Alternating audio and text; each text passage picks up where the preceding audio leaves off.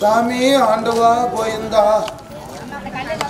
எம்பெருமானே நாராயணமூர்த்தி எல்லாரும் நாசனமா போகணும் சாமி. நானும் மட்டும் நல்லா இருக்கணும் ஆண்டவா கோயந்தோ. டாய் மாதவா கோயந்தா எங்கப்பா பாக்குறேன்?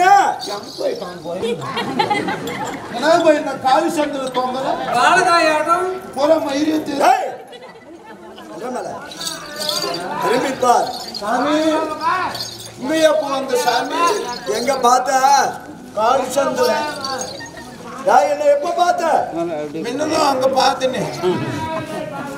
நீ எப்ப கோவிந்தா என்று என்னை அழைத்தாயோ அப்பொழுதே உன் குறைகளை எல்லாம் தீர்ப்பதற்காக நான் கோவிந்தனாகவே உன் முன்பதாக காட்சி தந்திருக்கிறேன். சாமி நீ பொக்கவா கோயந்தோ நாராயண். யாருக்குடா பொக்கவாயி? எல்லாம் அப்படிதான் குமர்றாங்க சாமி. ஆண்டவனே பகவானே கோவிந்தா கோவிந்தா. சீமானுபட்டி வாயினே கோயந்தோ நாராயண். ஸ்ரீ என்று சொன்னால் அழகு,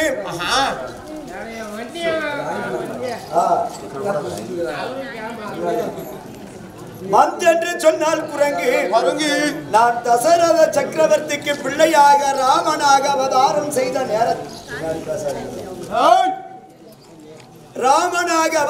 செய்த நேரத்தில் அனுமந்தன் என்று சொல்லக்கூடிய குரங்கை தூதனாக வைத்திருந்தேன்.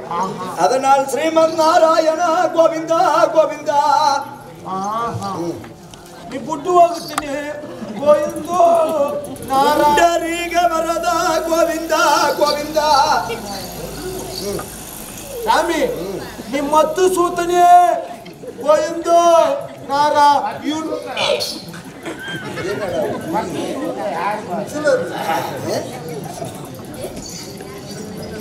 மாதவா ஆண்டவா மதுசூதனா கோவிந்தா கோவிந்தா. நீ தேக்கி மகனே கோயந்தோ நாராயண். எங்க அம்மாவுக்கு கால் இல்லையா நீ பாத்தியா? எங்க அம்மாவுக்கு கால் இல்லையா நீ பாத்தியா? தேக்கி மகளடா தேவகி மைந்தனே கோவிந்தா கோவிந்தா. நீ ஜானகி மிண்டுகாரனே கோயந்தோ நாராயண். ஜானகி மிண்டகாரன் இல்ல, ஜானகி என்பவள் ஜனகராஜனுடைய மகள். நான் ராமனாக இருந்த நேரத்தில் மிதிலையிலே சென்று அந்த மிதிலையின் அரசன் ஜனகன் வைத்த வில்லை உடைத்து ஜானகி என்று சொல்லக்கூடிய சீதா பிராட்டியை திருக்கல்யாணம் செய்தேன். அதனால் ஜானகி மணாலா கோவிந்தா கோவிந்தா. நீ மாத்திட்ட சாமி. அண்டு புண்டவாயா அருவு கட்ட அழிவாயா கோயந்தோ நாராயண். மாதவா அண்டம் என்றால் ஆகாயம், பிண்டம் என்றால் இந்த பூமி.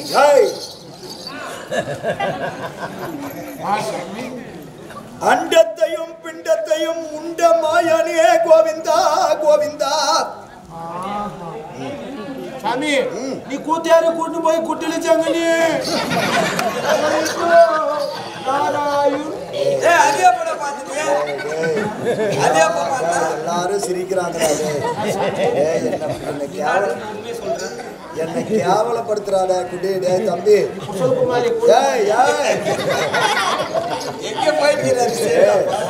இந்த கலியுகத்துல ஸ்ரீனிவாச பெருமாளாக துவாபர யுகம் முடிந்து கலியுக பிறப்பிலே ஸ்ரீனிவாச பெருமாளாக திருவந்தி என்று சொல்லக்கூடிய திருப்பதி மலையின் மீதிலே வகுலாதேவி ஆசிரமத்திலே வளர்ந்து வரக்கூடிய நேரத்தில் அப்துல் காதர் மகள் நங்கை, அந்த நங்கை என்று சொல்லக்கூடிய பெண்ணை சிறையெடுத்து திருவந்தி என்று சொல்லக்கூடிய திருப்பதி மலை மீதில் அமர்ந்தவரே தங்கியவரே கோவிந்தான்னு சொல்லு. சாமி சாமி சொல்றா.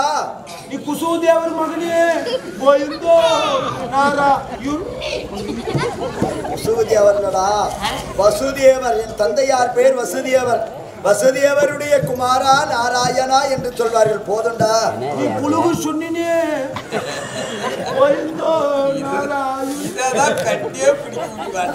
புண்டரீக வரதா புன்னக செய்யனா அப்படின்னு சொல்லுவாங்க.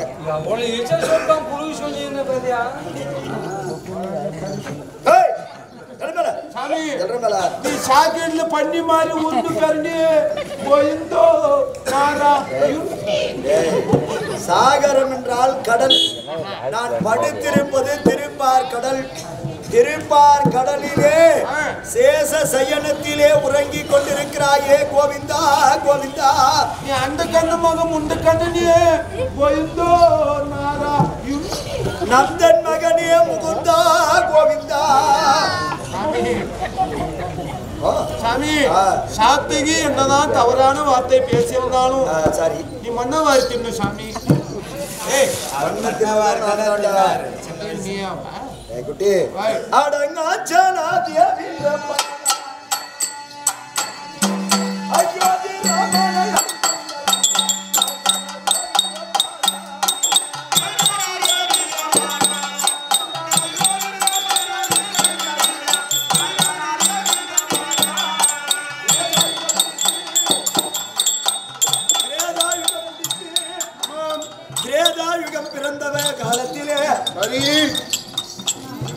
அந்த திரேதாயுகத்திலே தசரத சக்கரவர்த்தி பிள்ளை இல்லாமல் வருந்தி கொண்டிருந்த நேரத்தில் அந்த தசரத சக்கரவர்த்திக்கு பிள்ளை குறையை தீர்ப்பதற்காக யாகம் செய்யக்கூடிய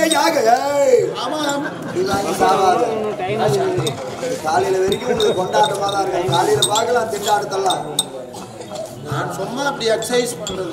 எக்ஸசைஸ் கை காலு உடையும்.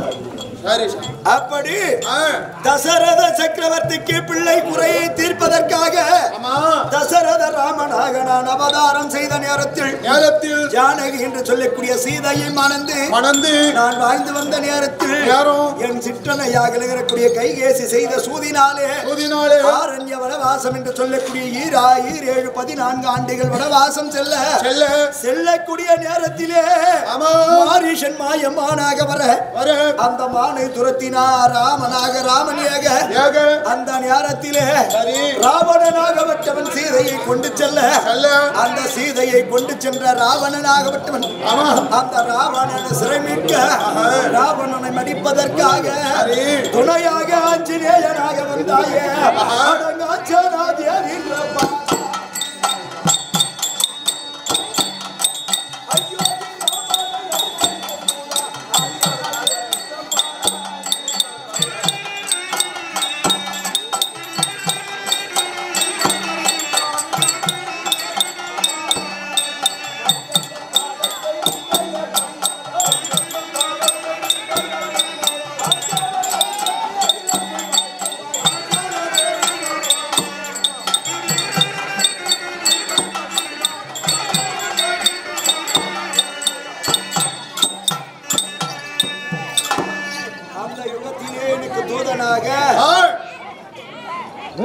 நீ இருந்தாய்.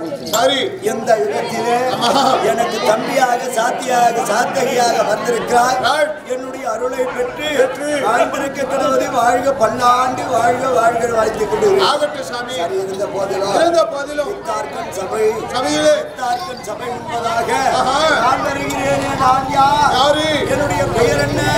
விளக்கங்கள் வைத்தார்கள் என்ன? எல்லாத்தையும் வந்து இருக்குது.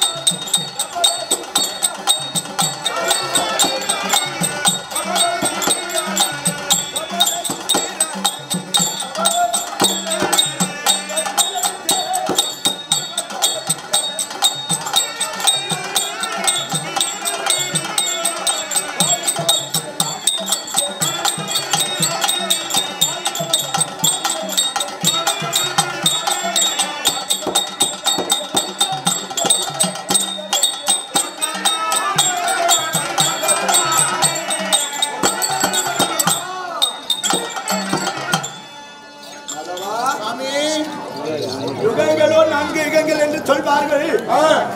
திரேதா திரேதா துவாபரி கலியுகம் என்று சொல்லக்கூடிய 4 யுகங்களிலே நான் யுகங்களை கழிப்பதற்காக மேன்மை பொருந்திய அவதாரங்கள் 10 அவதார மூர்த்தியாக பரந்தாமனாக நான் இருக்கிறேன். இருந்த போதிலும் இந்த கதை வரலாறு மகாபாரதம் துவாபரி யுகத்தினுடைய கதை.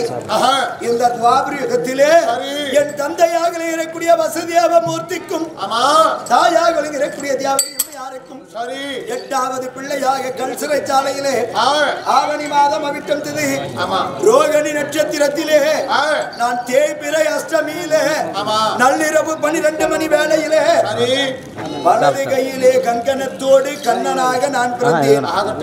பிறந்த நேரத்தில் நான் பிறந்தது வடமதுரை, வளர்ந்தது ஆயர்பாடி. ஏன் வளர வேண்டும்? தாய் மாமன் கம்சகன், தாய் மாமனாக இருக்கக்கூடிய கம்சகன் கொடுங்கோல் ஆட்சிக்காரன். நான் எனக்கு முன்பதாக பிறந்த 6 குழந்தைகளையும் கொன்று விட்டார். 7வது அண்ணன் கருவாகினான். அந்த நேரத்தில் என் குருநாதர் அருளால் அவனை அதே அசோதையம்மனுடைய அரண்மனையிலே தவறச் செய்தார்கள். 8வதாக நான் பிறந்தேன். பிறந்த நேரத்திலே கொன்றிருக்க வேண்டும் கம்சனை கொல்லாமல் சிறிது காலம் வாழ்ந்து கொள்ளலாம் என்று அங்கிருந்து ஏவி சென்றேன். அதே ஆயர்பாடியிலே அசோதையம்மனுடைய அரண்மனையிலே வளர்ப்பு பிள்ளையாக நான் வளர்ந்த நேரத்தில் செய்தேன். அந்த கண்களை உருட்டிய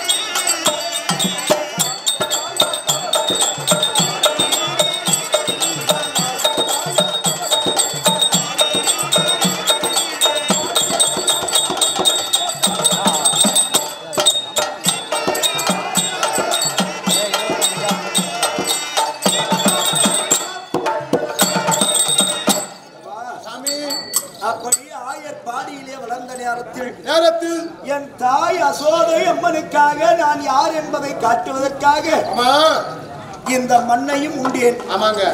தாயாருடைய அரண்மனையில் வெண்ணையும் உண்டேன்.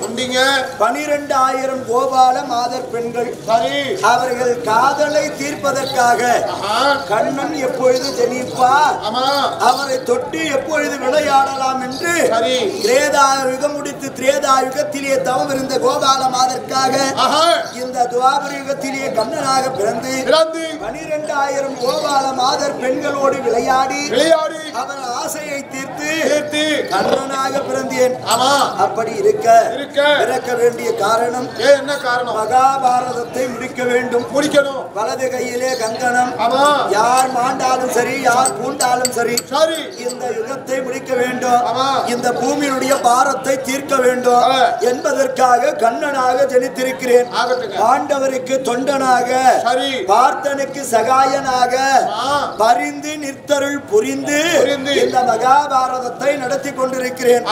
அப்படி நடத்த நான் நடந்து தூதாக சென்று கௌரவர்களிடத்திலே நாட்டை கேட்டு கொடுக்க மறுத்த துரியோதனிடத்திலே வாது என்று சொல்லக்கூடிய சண்டையை பெற்று 10 நாள் சண்டையை ஏற்படுத்தி நேற்றோடு 17 நாட்களாக குருச்சேத்திரத்திலே சண்டை முடிந்தது. இன்னும் இருப்பது ஒரு நாள் சண்டை. அந்த ஒரு நாள் சண்டையை பாண்டவருக்கு வெற்றி தந்து பரிந்து ஆயர் குலத்தை காக்க நான் கண்ணனாக வந்திருக்கிறேன். இருந்த போதிலும் என் மனைவிமார்களை நான் பார்க்க வேண்டும். சீக்கிரம் கொண்டாரியாப்பா.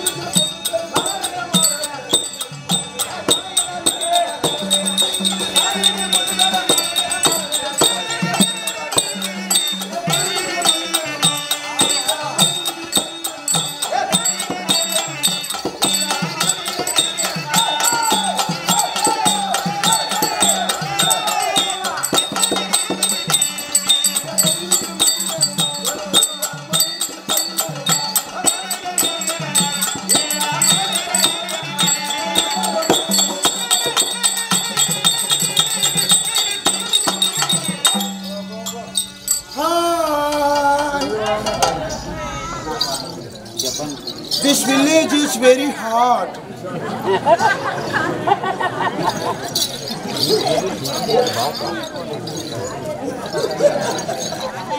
Hello. Hi. வணக்கம் வாங்க. What is your name? என்ன கேட்டா? What is your name? Hey. What is your name னு கேளு. What is your name? கடவுளே. My name is Vikramadityan. It is what?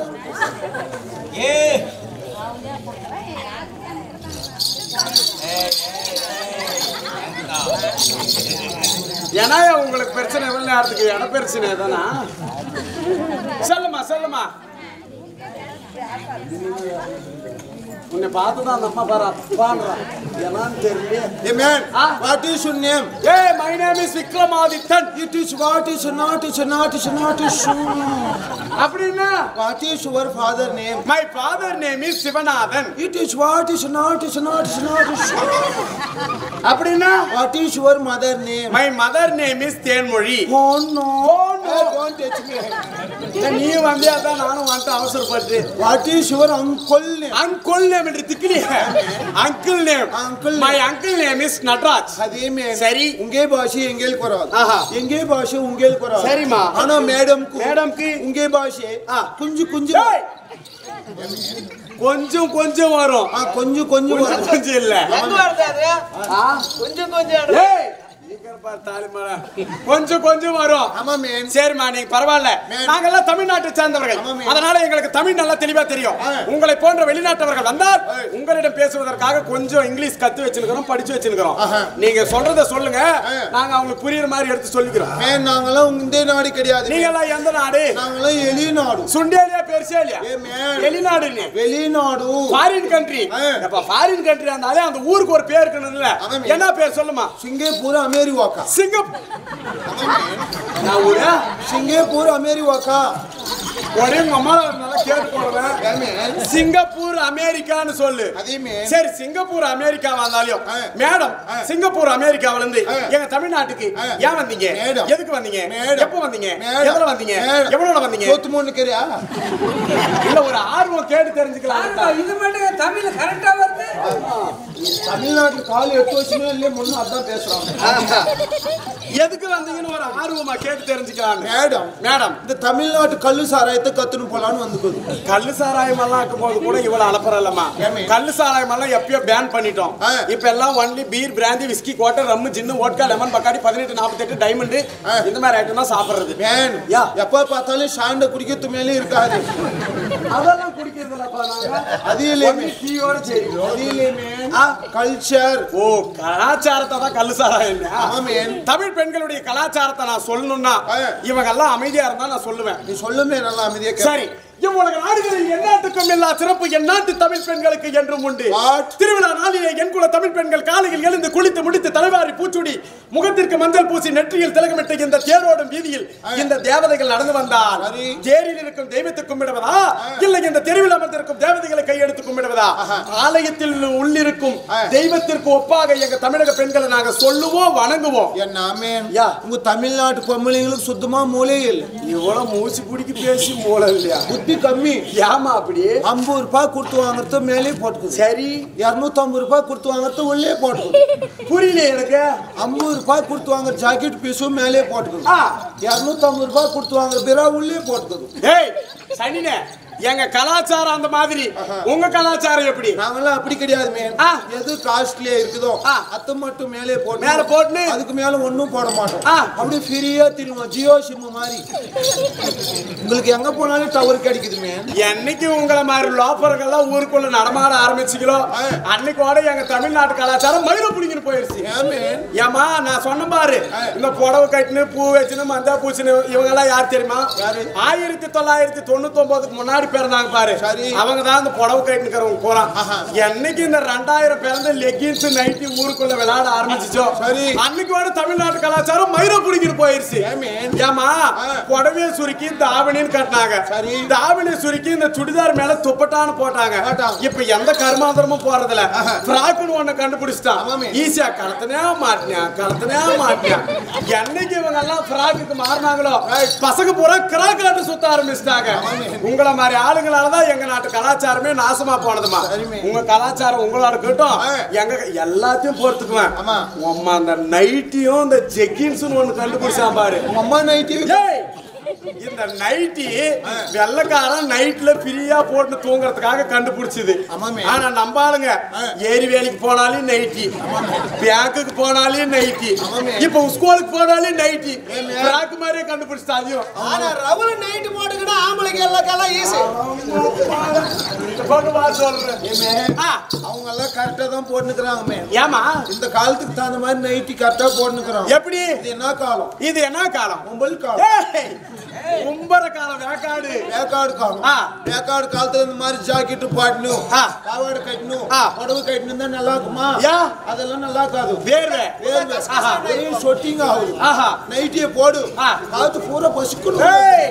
சரிம்மா சரி, அதெல்லாம் போனா போட்டோம். எனக்கு கல்யாணம் ஆயிடுச்சுன்னு கேட்டியா? உனக்கு கல்யாணம் ஆயிடுச்சா? எனக்கு கல்யாணம் ஆயிடுச்சுமா. எத்தனை பொண்டாட்டி? ஒருவனுக்கு ஒருத்தி, அதுதான் எங்க தமிழர் பண்பாடு.